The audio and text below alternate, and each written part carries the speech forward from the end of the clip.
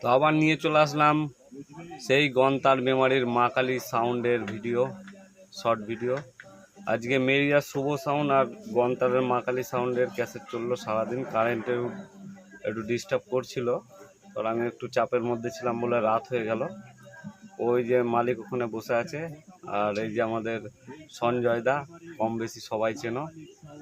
গন্তার মেমারির মা কালী সাউন্ডের সবাইকে সবাই ভয় দেখায়, ভয় দেখায়, ভয় দেখায়।